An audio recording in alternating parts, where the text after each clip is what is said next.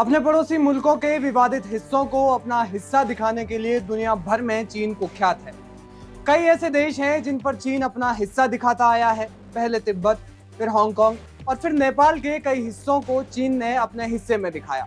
भारत में भी इसको लेकर विवाद चल रहा है।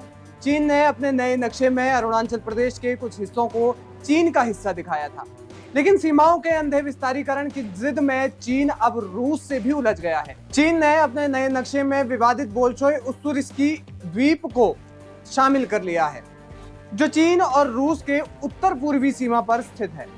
इस द्वीप में रूस का भी हिस्सा है, लेकिन चीन ने अपने नए नक्शे में पूरे के पूरे द्वीप को अपना हिस्सा बताया है।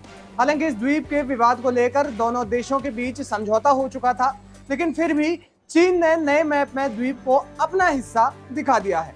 इस मुद्दे के बाद लगा मानो रूस और चीन के बीच तनातनी बढ़ जाएगी, लेकिन चीन ने जैसे ही ये दावा किया, रूसी विदेश मंत्रालय की ओर से इस दावे का खंडन कर दिया गया। रूसी विदेश मंत्रालय की प्रवक्ता मारिया जखारोवा ने द्वीप पर चीनी दावे को खारिज करते हुए कहा कि 15 साल पहले द्विपक्षीय समझौतों के जरिए इस द्वीप पर स्वामित्व के सवाल को सुलझा लिया गया था। जखारोवा ने कहा कि दोनों देश इस स्थिति पर कायम हैं कि हमारे बीच ये सीमा विवाद हल हो गया है। उन्होंने कहा कि साल 2005 में दोनों देशों के बीच समझौता हुआ था, जिसके अनुसार बोल्शोय उस्सूरिस्की द्वीप को दोनों देशों के बीच बांटा गया था। लेकिन चीन ने जो नया मैप लॉन्च किया है, उस मैप के हिसाब से चीन ने द्वीप के 135 वर्ग मील वाले हिस्से पर अपना दावा पेश किया है।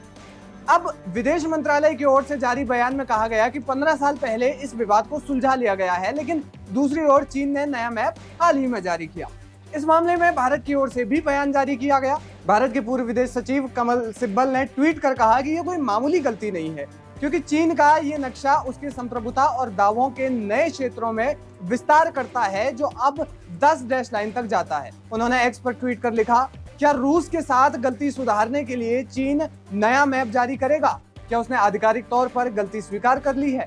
उन्होंने कहा कि चीन की इस हरकत से दोनों देशों की दोस्ती में कड़वाहट आ सकती है। इस मामले में भारत में रूस के राजदूत डेनिस अलीफोव ने भी प्रतिक्रिया दी। उन्होंने कहा कि भारत की तरह रूस भी इसे बड़ी समस्या नहीं मानता और ना ही इससे जमीनी स्तर पर कोई बदलाव होगा।